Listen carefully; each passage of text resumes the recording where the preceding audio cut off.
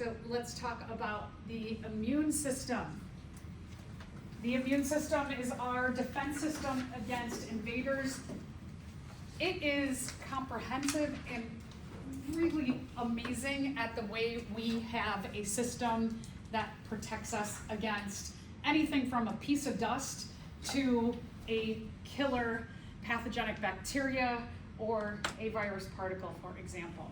We have lots of levels of defense depending on what we are dealing with. So the immune system in our defense, we have our first line of defense. We have different lines of defense. There's different kind of classifications of what we're dealing with and how we're dealing with things. One of the things I want you to think about is that any of our systems, what we're trying to do is, in our systems, we are trying to deal with what our needs are for survival and do so with expending the least amount of energy. So the immune system, it specifically has different lines of defense so that we don't just do a huge overreaction to a piece of dust, for example, and waste a lot of energy. So the first line of defense is called the non-specific external barriers. And when we're talking about non-specific, it means that this line of defense, its job is to keep everything out that is not a self-cell. So from a piece of dust to a pathogenic bacteria, virus, fungus, protist, it is just going to try and keep everything out of our body. And when we're talking about this line of defense, so it's non-specific, it means it's going to keep everything out. And these are external. Skin, we can think about as the big external barrier, but anywhere that deals with the outside environment. So we're talking about, remember when we're talking about the lymphatic system, you have a lot more lymph nodes in places that you have a portal to the outside world. So like around your ears, your eyes, your nose, your mouth, your armpits, your breasts, and your urogenital system. So all of those places also are part of your external non-specific barriers or your non-specific external barriers. Okay, so let's talk about all these different components then. So one is the skin. Your skin is a physical barrier. It is very thick. Your skin is designed to be a little bit dry and a little bit moist. You don't want it too moist because if we think about like when we were growing bacteria, Lab 22, we used agar plates. It was like a jello, right? And it was very moist. And that's what bacteria or other microbes like. They like to grow on a nutrient-rich, moist environment. So our skin, we want it like maybe a little bit dry. We don't want it too moist. In the winter time, you'll notice your skin is drier, matches up with the air, right? So you have to be a little bit careful that you want your skin to be a little bit dry, not inviting all these microbes that are flying around in the air when there is a lack of humidity. You don't want to just necessarily like over moisturize, but you also don't want to under moisturize so that your skin cracks and has an invitation for something into your body. So you want that balance there. All right, so your skin is dry on purpose. There's a layer of dead cells there. Dead cells are not a hospitable environment for your microbes or for the microbes around us. So let's talk about mucous membranes. Wherever you have a portal to the outside world, so again, eyes, ears, nose, mouth, armpits, breast, urogenital system area, it's usually a little bit more moist. And the reason it's moist is because you have mucus-producing cells and glands in those areas. And in addition to the mucus-producing cells and glands, you have inside of those cells and glands, they produce chemicals that will dissolve any foreign invaders that come in contact with those mucous membranes. So they are often moist, but they have antibacterial properties, and kind of think of this as anti kind of every microbe in general. They will digest any foreign invaders, and that's part of that moisture, kind of opposite of what we looked at with the agar. The agar was nutrient rich and moist, whereas our mucous membranes, they are anti-microbe and moist. They include enzymes called lysozymes that can digest away anything from a dust particle to a virus particle. In these portals to the outside world, you often have cells that have cilia sticking out of them. Cilia are little tiny hairs on the surface of those cells, and they act a little bit like Velcro, so that whatever touches the cilia, it gets trapped in there. It's a great picture because you can see all of these cocci, circular bacteria, they are stuck in these little tiny cilia hairs. They trap them. And then those cells are going to release lysozymes and start to digest away at those bacteria, or again, anything could be a virus or a piece of dust.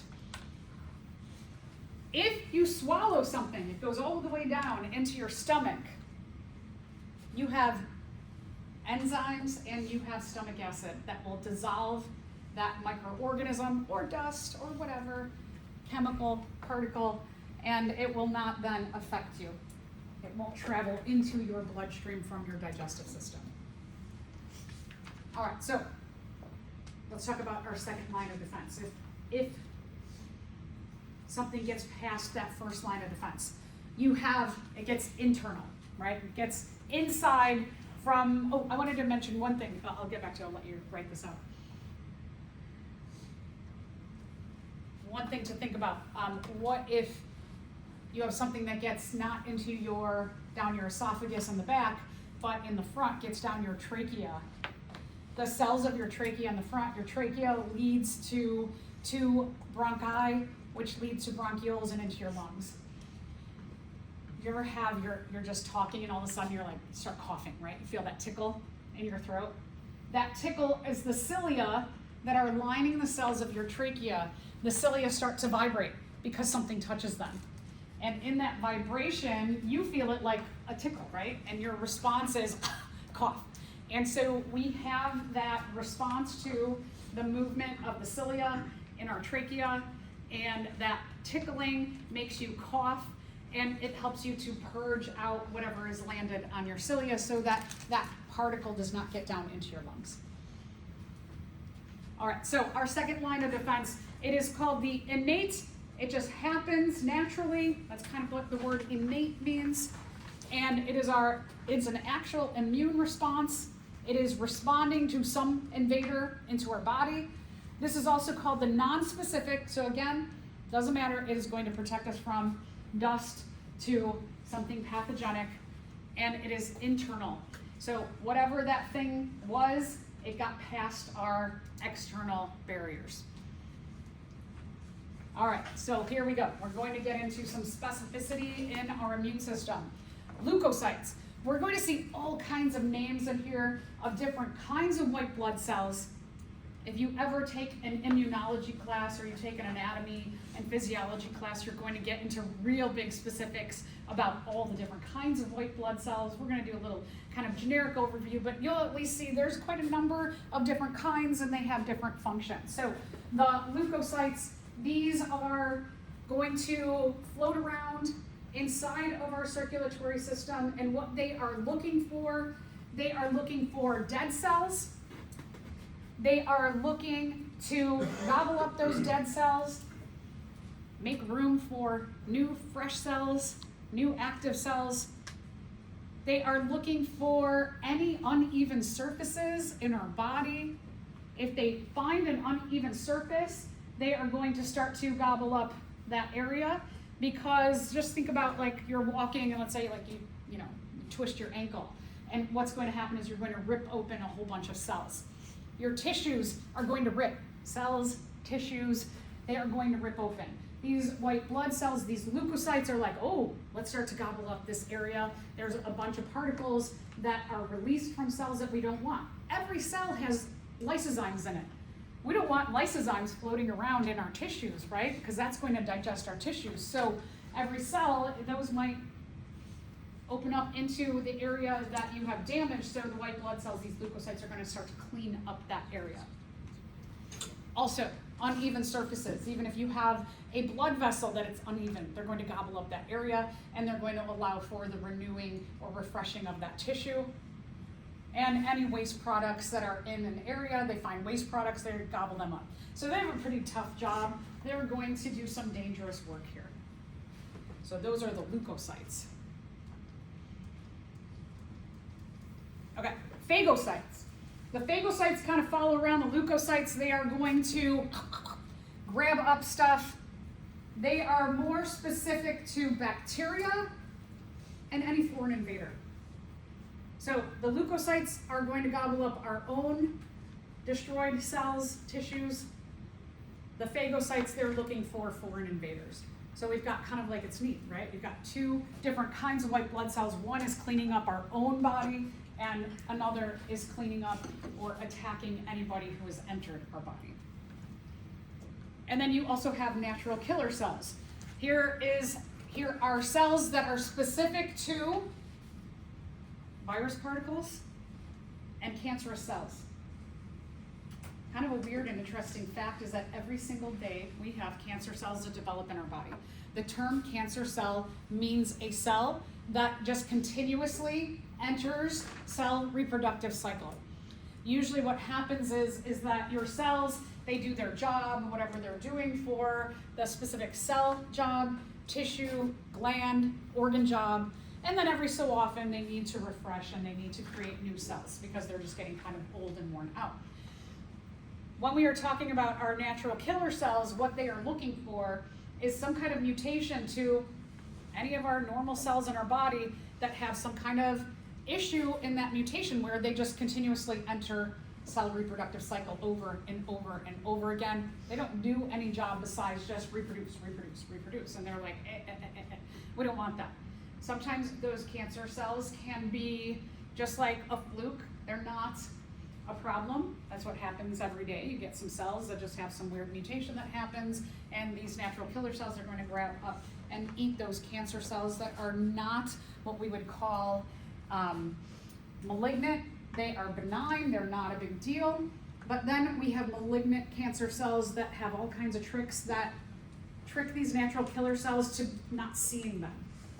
And that's the problem when we think about cancer, and when we think about the term cancer, I think it's not a good thing, is that the cancer cells have all kinds of different mechanisms to trick our immune system, specifically these natural killer cells, to be like, don't look here, I'm okay. And your natural killer cells are like, and they don't do anything about it.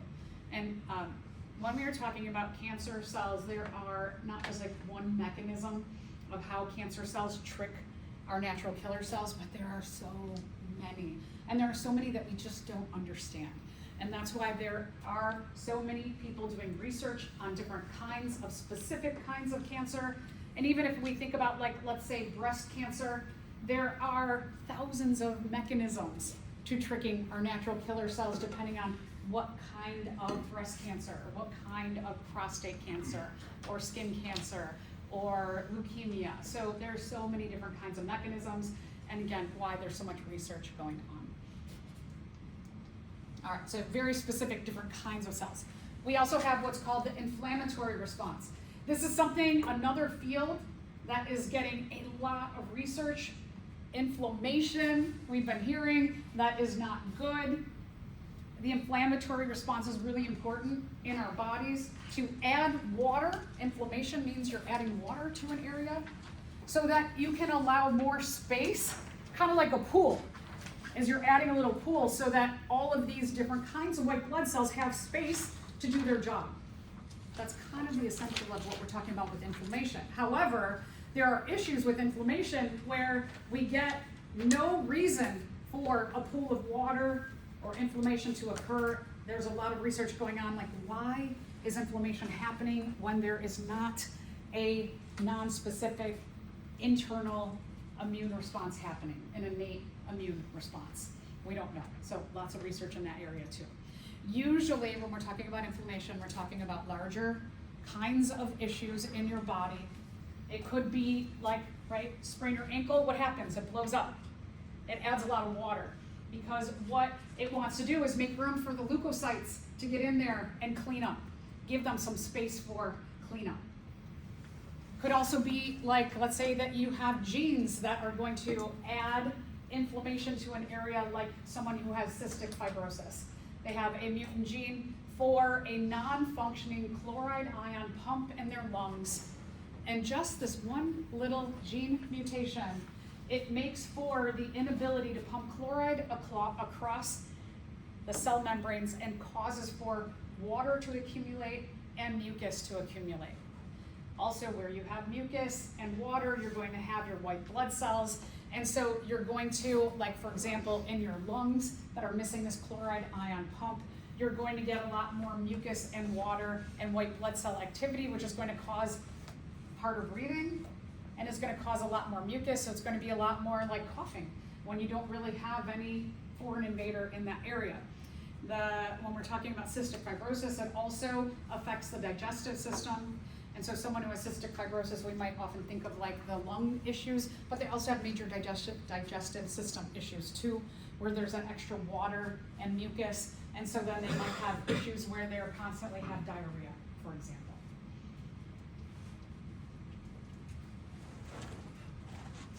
Okay, so when we are talking about the inflammatory response, when you have some kind of large-scale issue, like cells are torn, mast cells in that area, they are going to secrete a chemical called histamine. What histamine is going to do is this chemical is going to say more blood to this area.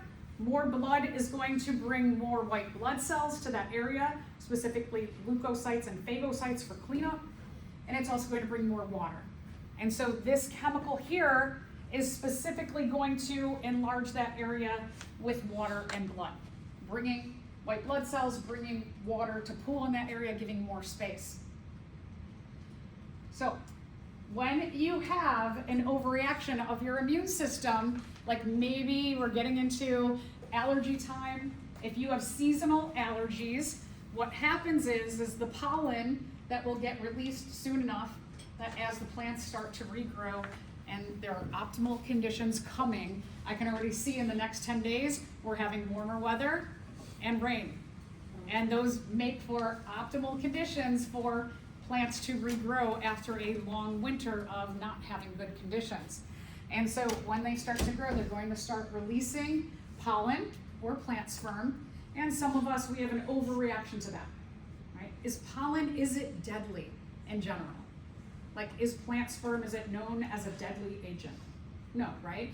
But some of us have mutations where our immune system overreacts to that. We don't know why. What you often take, if you are someone who takes like a Zyrtec or any kind of antihistamine, what you are trying to do is you're trying to calm the production of histamine in reaction to that plant sperm, to that pollen. So we're trying to calm down an overreactive immune system response, something that's just really not needed. We're trying to just kind of go back to people who do not have seasonal allergies. So again, the mast cells secrete histamine. That's good. It's going to bring water and blood, and in doing so, it's going to make space for the white blood cells to clean up this area. It attracts those. Yeah. An example would this be also mosquito bites, or is that something different? Yes. Yeah. A mosquito bite is also right. You're going to have the skin ripped open by the mosquito, and then you have an It's like awesome application. Yes. So, and that's kind of interesting too. Mosquito bites. I have all kinds of issues. My immune system is super crazy. It overreacts to so many things. Like I got the seasonal allergies, I've got the pollen allergies, I've got the mold allergies, the mosquito bites. It's gotten better as I've gotten older, but when I was younger, I used to have a super overreaction to mosquito bites. Like I would get a mosquito bite and my whole leg would swell up like that. Now it doesn't do it as much. Probably because my immune system's getting a little older and lazier, but yeah, that's exactly it. That this system is going to happen there too, right? And we wouldn't use an antihistamine like a pill, but well, I guess, I mean, you probably could take a pill, but you probably want like a topical antihistamine agent, like a Benadryl cream, for example, will have. Is that why when we itch it, it opens up that one more, which is why it makes it Right, bigger? exactly. That's why you're gonna try really not to touch them. I've also seen, I don't know if any of you have noticed this, like for me, I get that overreaction of the immune system to mosquito bites, but I feel like mosquitoes have evolved where the effect, I don't know if it's me getting older or a combination of mosquitoes having some kind of mutation, that the serum that causes that itchiness is not as effective. I have definitely seen, and I want to say in the last like 3 or 4 years, the mosquitoes look a little bit like slimmer and a little bit different to me in our area. And then also like I will be super itchy, and if I don't touch it for like 20 minutes, the itching will stop. So I don't know if it's a combination of me evolving, them evolving, whatever, you know, like my immune system getting older, I'm not really sure. But thank you, that's a good one. Okay, so let's just say, you know, like you get a splinter or a cut in your finger. You might be bacteria on there, might not, but at least, you know, in the least you are ripping open that skin, you're causing an uneven surface, and what is happening then is that you have cells in your blood, these mast cells that are looking for uneven surfaces, and in response to that uneven surface, they are releasing histamine into the bloodstream, and that histamine, these chemicals, they're releasing the histamine into this area, and then it'll get into the bloodstream, and that histamine is going to attract white blood cells from the blood into that area where the skin has been broken.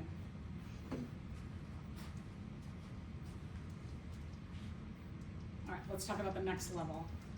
Fever, usually in response to large-scale infections. There's another issue that I have, is that when I get sick, I know I'm a mess, I'm a total mess. I'm like the textbook case of immune system overreaction to everything possible. When I have any kind of infection, it doesn't even have to be large scale, but sometimes mosquito bites, if I have a bad one where it's swelled up, I would get a fever. I will get a fever to seasonal allergies. When I got sick recently, I think it was the flu A, they missed in terms of the research. So one of the things about the flu vaccine is that there are people who are constantly researching the evolution of the flu viruses. And they look at historically, how did the flu virus from year to year, the different kinds, the A, the B, how did they change from year to year or evolve? And then they try and predict what is going to happen the next year. And the vaccine every year is a prediction of what they think will happen with the evolution of these viruses. So getting the flu vaccine does not guarantee that you will not get the flu. They missed the mark, so to say, on the flu A this year. They didn't figure out the evolution correctly. They did get the flu B. So if you got the vaccine, you have the protection against the flu B. I got the flu A, I got the vaccine, got the flu A. For 5 days, I had 104 fever. So my immune system, and this is typical, when I get sick, I get high fevers. So I'm like this mess of overreaction of the immune system. So in general, though, when you have, and I like to think about it like a race, that if this is your immune system and a foreign invader comes in, what your body is trying to do is trying to cap off and attack the foreign invader so that it gets rid of it. And then your immune system just goes back to hanging out. And so what often will happen is that the foreign invader goes unnoticed for a little bit, and then your immune system is like, oh shoot, we gotta reproduce, and we'll talk about the reproduction of different cells in that time, and they're trying to catch up to this foreign invader. The foreign invader really likes our normal body temperature to reproduce at. One of the responses is when you start to notice, when your immune system starts to notice, it sends a signal up to the brain and it says, hey, jack up the body temperature a little bit. Because what that little bit of what we call a low-grade fever, like fever between like 99 and 101, is a really good thing, because the foreign invader, they don't reproduce as well in that little like 3-degree range of higher temperature. It actually starts to slow down their reproduction, but our immune system really likes to have that boost of that temperature. You know, usually when we're talking about a rise in temperature in general, it means that molecules move faster. And so that jack up on a little bit of a low-grade fever, it makes our white blood cells move faster around our body. And so that's a good thing. And so like the invader's doing this and the immune system's like, oh, we're catching up, we've got a low-grade fever, and then they're trying to get rid of that foreign invader. And so if you have a low-grade fever, you have a fever where it's like between like, you know, above 98 to 101, do not take a fever-reducing agent. That's good. You want to keep that fever rolling. When it gets dangerous is that you get that fever 101 and the foreign invader is getting a little bit ahead of your immune system, even though you have just like that low-grade fever, and then your body is like, oh, okay, they're beating the immune system. And after that happens for a while, it just keeps jacking up the temperature, and then something malfunctions. And so if you can see like your temperature, take your temperature and it's like 101, and then 20 minutes later you take it again, it's 101.2, and you take it 20 minutes later, it's 101.5, and 20 minutes later it's 102, and it keeps going up and up. That's when you want to take a fever-reducing agent. If you ever have a fever, it's like 103.5 and it keeps going, that's when you want some kind of intervention. That's when it might be important to go to like urgent care or go to the emergency room, because you're having this whole like, your immune system is just freaking out. All right, so fevers are a good thing. Low-grade fever are a good thing. What happens is that when those foreign invaders are winning, some of your white blood cells, they are going to release what are called, and they're specifically macrophages. They're, macro means big, phage means eater. They are going to release endogenous pyrogens. And so those chemicals travel through the bloodstream and they go up to your brain, and then there's a system that it tells parts of your brain, that tells another part of your brain that we're going to make an immune response of a fever in this case, so that we can try and slow them down and boost up our immune system. The hypothalamus, we'll talk a lot about the hypothalamus when we get into the reproductive system. The hypothalamus is a really small part of our brain that does so many things. So many things. That a lot of the systems, we call them feedback systems, that starts off in something tells the hypothalamus, we got this issue, and then the hypothalamus oftentimes tells the pituitary gland, hey you, I'm gonna release this to you, and then you're gonna release this, and then the pituitary, whatever they release, it's going to go through the bloodstream and tell something else, now you're gonna do this, which might tell something else, now you're gonna do this. And eventually what we want is that, just like the fever, we want to get back to that 98 degrees of our body temperature. And so we have these feedback system where one thing starts a chain of events, and then eventually you want to get back to what we call a set point, and we want to get back to homeostasis. So it's very interesting, the hypothalamus. Hypothalamus is just this amazing part of the brain that's like checking everything, making sure we're in homeostasis, or like an even level where we should be, where we're not fighting for survival. All right, so again, increased body temperature ups the white blood cell activity, downs the foreign invader from reproducing. Okay, so those are the non-specific internal defenses. Now let's say that our foreign invader just keeps going. Now we're going to get to the big system. And this is going to cost our body a lot of energy to do this. So we do not want an overreaction of our immune system, because we are going to spend a lot of energy doing this next system. This is called the adaptive immune response. We are going to adapt to whatever foreign invader has come in. We're going to make some kind of change, and it's going to be big scale to deal with who is attacking us. Remember, this foreign invader has gotten past the non-specific external barriers, the innate immune response, or the non-specific internal barriers. We've tried everything we could, and now we're going to adapt our immune specific to whatever this foreign invader is. We are going to spend, we've gotten through 3 lines of defense. We're going to spend a lot of energy dealing with, battling against this foreign invader. This is one of the reasons why When you are sick, you feel lethargic. You feel like, oh, I don't have any energy, because your body is throwing all of its energy into the immune system to fight that. You are also going to lose a lot of white blood cells in the process. So after you have captured this invader, you have a lot of white blood cells that have given up their life to gobble up the foreign invader, and then they need to kill themselves and the foreign invader that they've gobbled up. And then you need cells to come and gobble up those dead cells. That means that you have a cleanup duty. So once this has been taken care of, you've got a whole cleanup of what just happened in this war. And so when you start to feel better, right, like you feel like you go from feeling really, really awful and you start to feel like, okay, I think I'm feeling better than I was yesterday, and better. But it might take a week or two to actually feel normal again, because your body just went to war. So you have the war, then you have the cleanup of the war, and then you're back to your homeostasis of feeling normal. That's why it might take a month or two to feel like, okay, I got my energy back, and I feel normal, because you are throwing a lot of energy and resources into battling when you get into your adaptive immune response. So interesting, right? Isn't it wild to think about that we do this? So here, we're going to very specifically target that foreign invader that we have right now. Our white blood cells are going to produce very specific agents. They are called antibodies when we're talking about bacteria. They're T cell receptors when we're talking about viruses or cancer particles.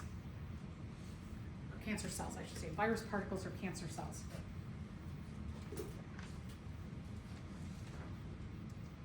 Even within our adaptive immune response, we have two systems. We have two different fighting lines, depending on if we're talking about bacteria or we're talking about virus cells, virus particles, or cancer cells. So this gets really, really, really specific. We're going to focus on the B cells that produce antibodies. The B cells, when we're talking about the kind of white blood cells, we start with the lymphocytes. I like this because there's a lot of B's in here to remember that this line of defense, our B cells, they differentiate in the bone marrow. That means they get very specific in their job. They get extra stuff on them in the bone marrow. They are part of our humoral immunity. Our humoral immunity travels around in our blood, and it focuses mostly on bacteria, other microbes, but what you need to really remember, B, bone marrow, blood, bacteria are your humoral immunity. Long time ago, before they talked about like the blood, they used to call it the humors. That's where we get humoral immunity, goes with blood. It's kind of an old-fashioned term. All right, we also have our T cells, are a different kind of lymphocytes. They are going to differentiate in the thymus. It happens in the cells. So this is cell-mediated immunity. And it focuses on virus particles and cancer cells. So T, thymus, and then you just have to remember, happens inside of cells. That's where viruses, they attack and they reproduce inside of our cells, not in the blood, inside of our cells. Or cancer cells that are cells in our body that just reproduce out of control. So when we're talking about the T system, this is inside of the cells. When we're talking about the B system, we're talking about in the blood. Blood cells.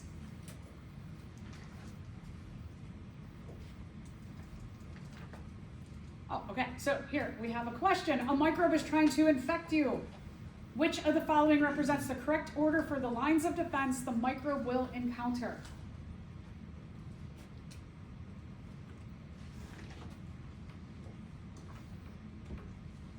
Is it going to encounter barriers first, internal, or adaptive?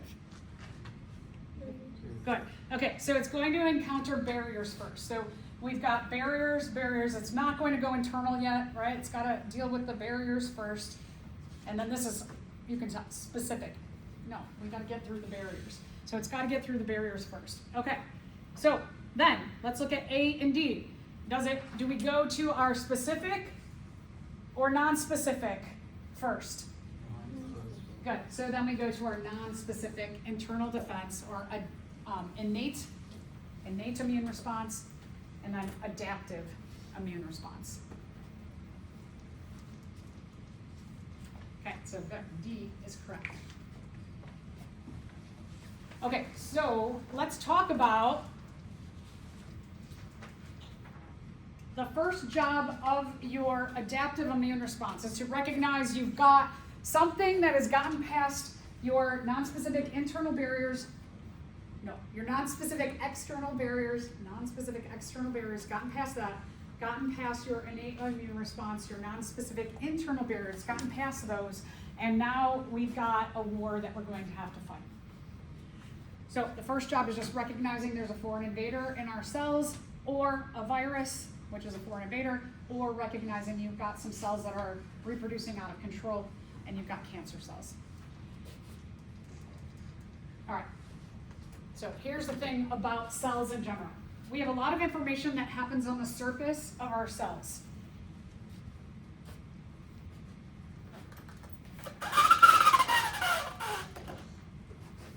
If we looked under a really, really strong microscope, better than the ones we have in our lab, what you would see is that your cells, they look like tennis balls. They look fuzzy.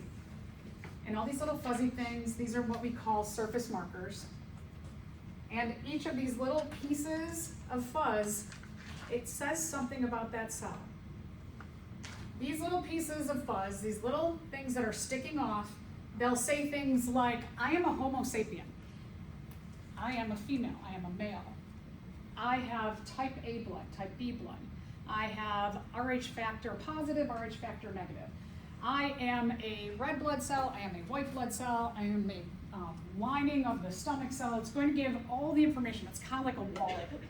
All these little things say stuff about what kind of cell am I, what kind of species am I. It has all that information on the surface. So if this is one of our cells here, and let's say that you have some kind of bacterial cell that comes in. Now, let's say that our surface marker for species,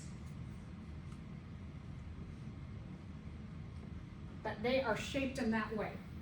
And that what we know about all the ways that our cells work is that our cells have what we call markers. We might also call them receptors. That all these little things, they have certain shapes to the end of them. And when two shapes come together, if you took Bio 111, you know the induced fit model, that any of the proteins, the surface markers, enzymes are one of those, that when the enzyme fits with the molecule that is going to transport, it's going to cause that protein, that enzyme to open up and allow that thing to come in or out of the cell. And so we're always checking in shape to shape. It's a really nice, simple way that our body works. It's really brilliant, very simple. Okay, so if we have like two cells in our body,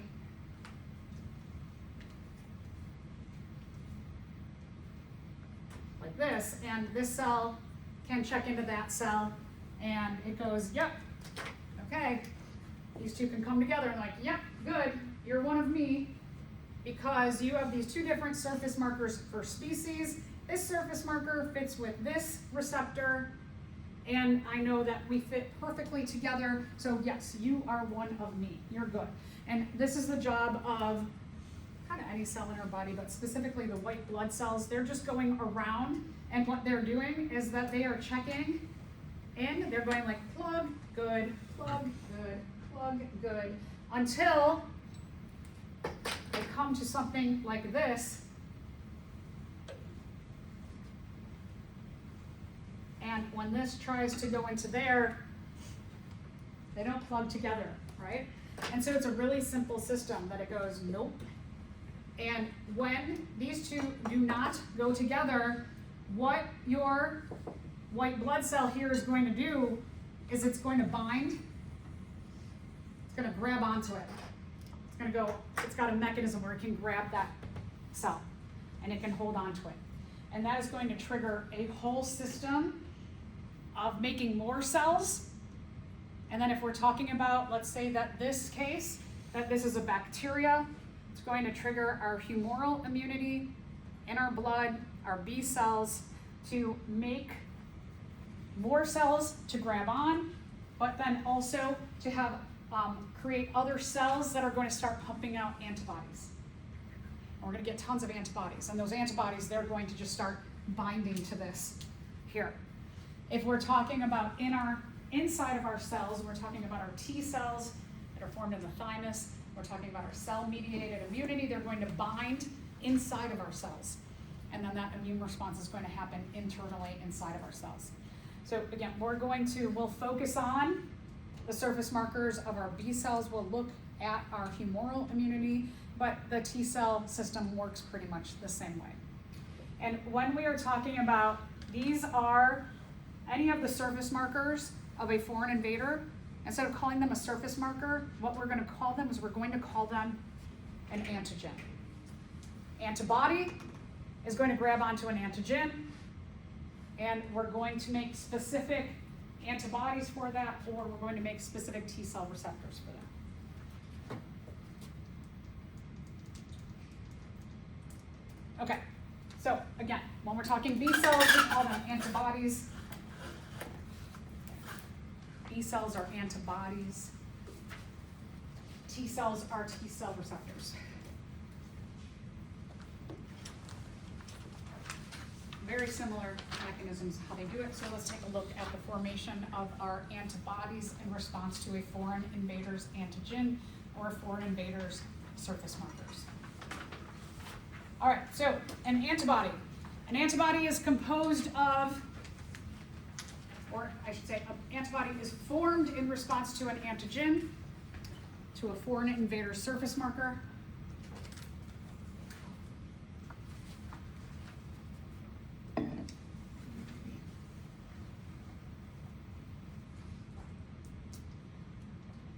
Let's look at the structure of an antibody. So here, we've got some mechanisms to save us a little bit of energy in the production of the antibodies, but then we need to get a little bit more specific.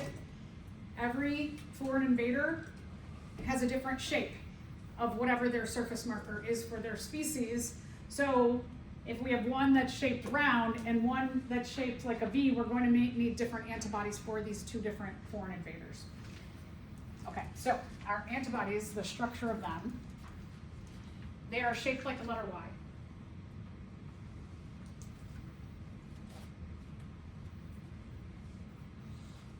They are made up of proteins, peptides, and in the chains that make them up, you've got some heavier regions and you've got some lighter regions. And you have at the base, the bottom of the Y, for every different kind of antibody or T cell receptor that you produce, your base is exactly the same. We call this the constant region. So it's kind of like this, that you've got a bunch of like generic shapes of Ys and they're just like really little. They're not fully extended. So we've got all these like little generic, teeny little Ys, and these are all in our body. They're ready to go to become a specific antibody or T cell receptor. It's kind of like if you go to Home Depot and you go into Home Depot and you're like, I have to make this key. And you go up to the wall of keys, or you go to the machine, right? And it has like all these blank keys, that it's going to save you a lot of time that the blanks are already made. So we have all these like parts, the bases or the constant regions that are already made. All we have to do is pop on the specific part to grab onto the new foreign invader. Imagine that you go to Home Depot and they don't have the blanks made already. And you go in there and you're like, I need to get a key made. And the person's like, okay, give me about 3 hours. I gotta go in the back. I gotta forge the metal of the blank. And then I will come and then I will carve your specific key shape into this. Right? That would take so much time. And so it's like all of those like blanks are already made to save time. It's the way our immune system works.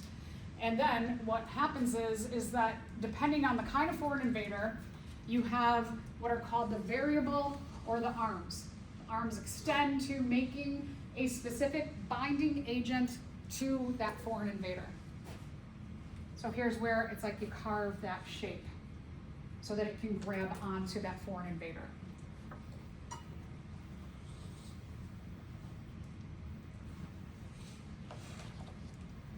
All right, so what it looks like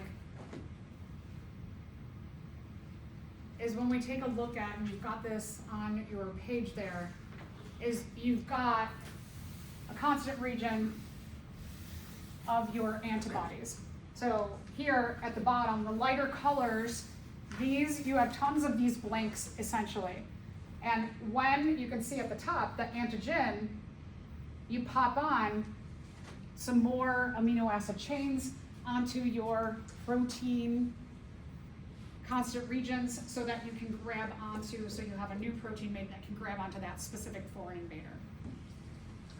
So these parts form in response to these new foreign invaders. Okay, so for every time you have some kind of attacker, you get a new and different kind of antibody made. So let's say like this is the seasonal flu A, this is the seasonal flu B, and this is COVID. What you should notice is that the constant regions are all the same for all three of these different antibodies, but your flu A is different than flu B, is different than COVID. So that saves us a lot of time. All right, so let's take a look at this question. Triclosan is a common antibiotic used in antiperspirants, toothpaste, antibiotic soaps, and lotions. If you don't believe this, check your labels. Some of them, this is getting more and more taken out of these products. Which of the following is most likely prediction about this antibiotic? Do you think that this will be as effective now as when it first came out? Meaning that whatever this is targeting to kill had no evolution? Probably not, right? There are no microbes left that are resistant to this antibiotic given its widespread use. It's like total opposite of that one, right? Maybe I see like a little like, nah, probably not. That's like an extreme, right? We're saying this extreme and that extreme. Probably not, but let's read on. There might be microbes left that are resistant to this antibiotic in areas where these products have not been distributed. That sounds better given what we know about evolution. Everyone who's exposed to this antibiotic and doesn't use these products will die. Okay, that's just kind of nuts, right? Okay, good. So I saw a lot more, like if you got it down to like, you're like maybe B, no, C sounds better. So just remember again, when you're looking at questions, even though you might find one that you're like, that sounds pretty good, read on, because you might find something better. Okay, so how does your body determine a self versus non-self cell? As I just mentioned before, we're constantly checking in, ding, yes, ding, yes, ding, yes, ding. Okay, what we call these protein markers, we call them MHCs, major histocompatibility complexes. You've got this compatibility in that name that says that all of our cells are compatible with one another. They are the same species. They're the same us. So that's good. Our MHCs are unique to us individually. So while we'll have some that say, this is my species marker, you're also going to have some that say, this is my individual as this species marker. So we do have MHCs that are true of all of us in terms of we are the same species, but then each of us has our own individual MHC that says I am me and you are you. So this is usually a good thing, but sometimes can cause us troubles. And so where it might cause us problems is that, let's say that you're having kidney failure and I go, you know what, I really like you. I'm going to give you one of my kidneys because I don't want you to die. And so what they are going to check is they're going to look at your MHCs and they're going to look at my MHCs. And they're going to see, are my MHCs and your MHCs, are they close enough? Let's say yours is like more oblong and mine is more round. Maybe that check-in will go, yeah, that kind of fits in there, so that's good. And so if our MHCs are compatible, then you could accept the donation of my kidney.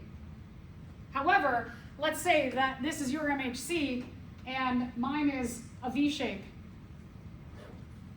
If they take my kidney and put it into you, and your immune system goes, wait a minute, I know this person needs this kidney because it will save their lives, but these two, they do not match up well enough, your immune system could attack that necessary kidney like it is a bacteria. So that's why a lot of times when we're talking about like organ donation, blood donation, any kind of cell or tissue donation, the processes can be very, very long because they have to find MHCs that are close enough. Now, levels of this. So blood is kind of like straightforward. Blood is that you've got 4 different blood types, right? You've got A, B, AB, and O. And O is like a universal. O doesn't have any surface markers. It doesn't have any MHCs on it. So we could put O into anybody's body and your immune system is like, I don't know, it doesn't have a surface marker, so I'm gonna move along. And O is like a generic that anybody can get an O blood into their body, even if you don't have O blood. There's also Rh factor, positive and negative. So let's say that you are O negative and I am O positive. If I put my O positive into you, it's going to cause an immune response. Negative, if I am O negative and you are O positive, I can put my O negative into you. So there's just specific ways that this all works. That's why they have to be really, really careful about who they're giving what to, because you don't want to trigger an immune response to someone who's already having a big issue, right? Okay, so if they don't match up well enough, your immune system is going to do a totally adaptive immune response. It's going to destroy that necessary cells, tissues, organs. Just in general, kidneys are like interesting because you could, let's say in your biological family, you could find that nobody is close enough to you, which seems like somebody should be, right? You might have to find someone totally outside of your family. Sometimes families work, sometimes they don't. That's just the way it is. You never know. Kidneys, they usually can find a kidney donor within like a year to maybe 3 years. It's usually like, and that's like a shorter process. Let's say that you need a heart. Hearts are usually a lot more picky about the binding of the MHCs together. If you need a heart transplant, it could be 10 years before they find someone who matches. So it just depends on how picky the MHC markers are. Okay, so let's go back to job 2. Job 2, so 1, we've recognized something's in there, right? We've made the antibodies. Now we're going to use those antibodies to attack those cells. So once the antibodies are made, and again, we're talking about antibodies, so we're talking about the humoral immunity that happens in the blood, and we're talking about bacteria. It also does apply to other microbes. If you get into a more specific like anatomy and physiology, or you get into especially in an immunology class, you're going to find that sometimes in this class we do real general explanations, but things get really, really specific the deeper you dive into these different systems. So we're just going to say it's a bacteria, B, humoral immunity, blood bacteria, and what is going to happen is that the surface marker on the microbe is called an antigen. The antibody is going to specifically bind to that. Now, once you have one of your B cells that is bound to that microbe, this B cell is going to be stimulated to reproduce. So it binds, and then it reproduces or it clones itself. And in cloning or reproducing, it's going to also reproduce these antibodies on the surface. So it's kind of changed a little bit because it made these antibodies. And its clones or the cells that it's reproducing, they are going to also have those antibodies. And this process happens really, really quick. They're like, okay, we got these foreign invaders in here, we better make this really, really quick. And what eventually happens is that it's going to make a bunch more of these B cells with the full-on antibodies, but then it's also going to produce these plasma cells. And now we've got two different cells that are made from this original B cell. And this plasma cell, what the plasma cell is going to do is it's going to have this on there, but then it's also just going to start pumping out tons of these individually. And by pumping out individual antibodies, those little Ys, they're going to just start floating around in the bloodstream. And anytime, remember that these ends, the variable regions are specific to the antigen, that they're just going to like grab on. The Ys are just going to grab on. We don't even, from the plasma cells, we don't even need a whole cell with a surface marker like this to grab on. Now we can just pump out, the plasma cells can pump out these Ys or these antibodies, and just the antibodies can start grabbing onto the microbes. And whether a microbe is grabbed onto by a complete cell or an individual Y, it's a signal to other cells in our immune system to gobble up the microbes because they are flagged with a Y of some kind.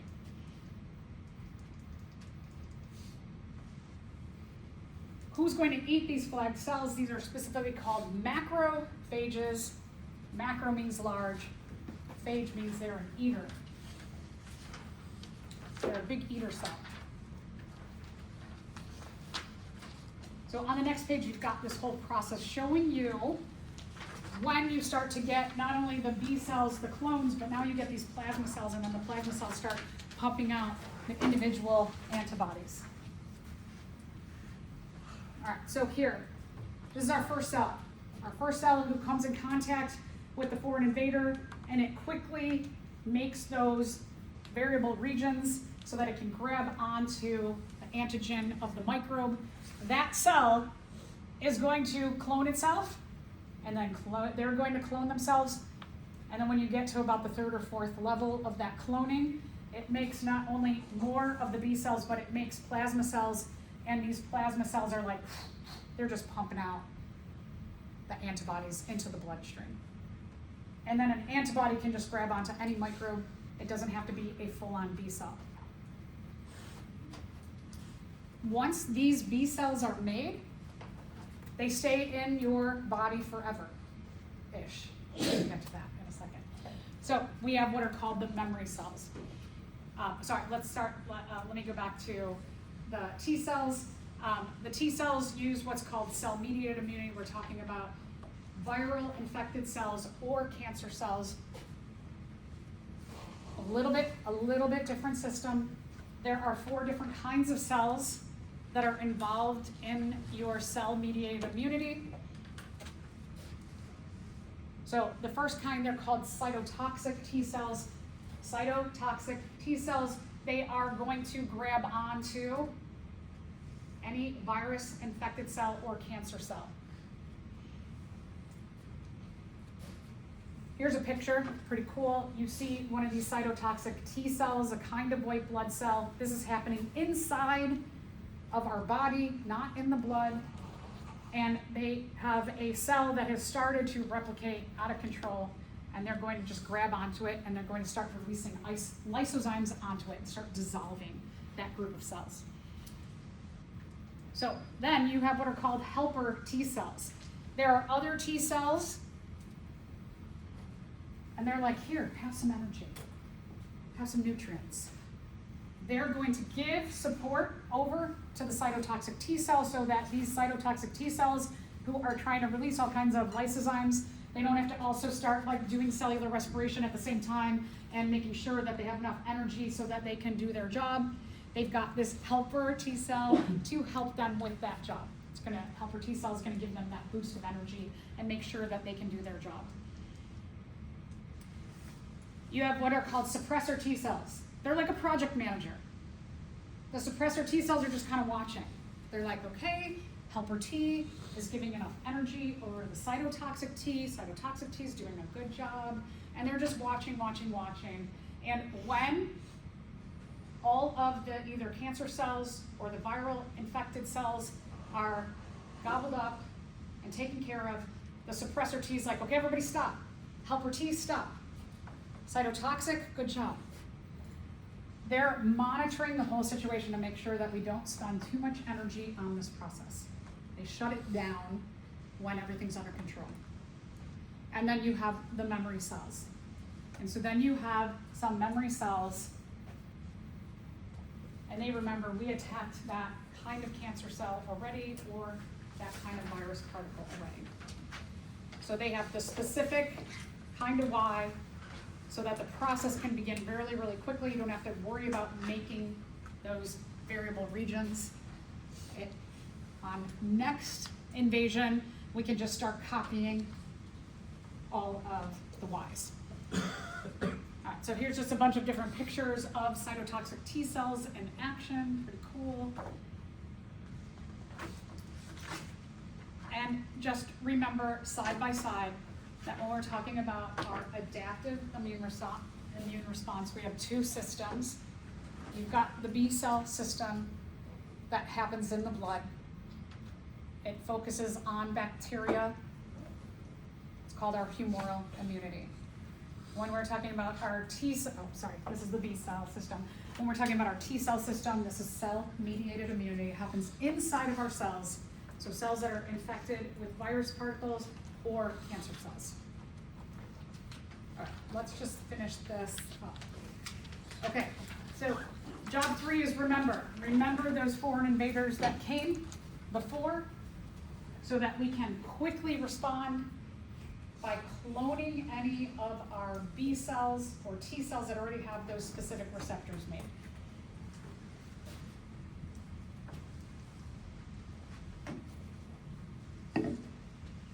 Did you ever have a day where you wake up and you're like, oh, I just feel off? You got good sleep and you're like, I don't know why, I just don't feel great. And then as the day goes on, you feel just a little bit worse. You're like, I'm not getting full-blown sick, but I just feel lethargic and I feel like something's going on. And the whole day you feel kind of off, but you're not really getting any worse throughout the day. You just feel a little like, not great. Then you go to bed and you wake up the next day and you're like, oh, I'm not sick. How about that? Probably what happened is that something that attacked you in the past, that you had a full adaptive immune response, came back again. And within that day, you did like a little mini war, and you took care of it because you already had these memory receptors made. And so your cells could just pump them out really quick. They could grab onto any of those foreign invaders that have come back into your life again and shut it down within a day because you have those memories made. So this is just showing you that it might take, for a full-blown adaptive immune response, it might take like from beginning to end like 4 weeks. But once you have those memory cells made, maybe within a few hours, that second exposure, it's done. It's taken care of. All right, so last thing I just want to mention is that sometimes our immune system needs help. When we use antibiotics or vaccines, it does not take the place of your immune system, but it's like a helper to your immune system. So these are not complete cures to just take all the pressure off your immune system, but they do help. Antibiotics have many different mechanisms, depends on the kind of antibiotic. The kind of antibiotic will match the way that whatever microbe it is works.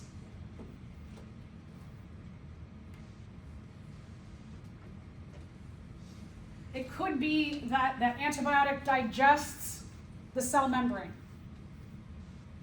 It could be that that antibiotic, it has some kind of chemical that interferes with some kind of cellular processes. Either way, an antibiotic will do a different thing for each kind of microbe. There are different mechanisms that each antibiotic uses with each specific kind of microbe. So again, the antibiotic doesn't kill all the microbes, it kills some of them, and then it helps your immune system to get the rest. All right, so then let's just talk about, and then we talked about mutations, that we know that antibiotics, there's the evolution of microbes, that some of them are getting resistance to certain kinds of antibiotics. So those mutations or resistance to different antibiotics, more antibiotics always need to be researched. So if you want a job where you can just like always, they're never going to be like, oh, sorry, we don't need this job anymore. antibiotic research, because of the mutations and evolution of microbes, we're always gonna need new antibiotics. All right, and then last thing, just vaccines. The way vaccines work is they stimulate us to have a mini adaptive immune response. Okay, well, what is in a vaccine? There's different vaccines that have different things in them. So vaccines could have whole cells in them. Could be a whole cell that has surface markers, like the whole thing. Could be just surface markers. A lot of the times it's a dead cell or part of a dead cell, or just a surface marker. On occasion, vaccines need to have an active cell in them. So like yellow fever, for example. My husband went to Burundi, which is a small country in Africa. He speaks the language, and so he wanted to work on his